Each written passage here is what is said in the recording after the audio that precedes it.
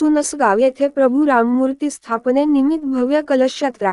भुसावळ तालुक्यातील सुनसगाव येथे जानेवारी 22 रोजी अयोध्येत होणाऱ्या श्रीराम मंदिरात मूर्ती स्थापनेच्या पार्श्वभूमीवर गावातून भव्य दिव्य स्वरूपात कलश यात्रा काढण्यात आली होती। या मिरवणुकीत दारा अक्षदापण वाटप करण्यात आले। यावेळी गावातील भाविकांनी राम लक्ष्मण सीतामाई व हनुमान यांचे सजीव देखावे सादर केले होते। मिरवणुकीत महिला सुद्धा मोठ्या प्रमाणात सहभागी झाल्या होत्या। प्रभुरामाचा जयघोष करीत पालखी व दिंडी सोहळा उत्साहात संपन्न झाला। दिव्य महाराष्ट्र न्यूज करिता जितेंद्र काटे, सुनसगाव।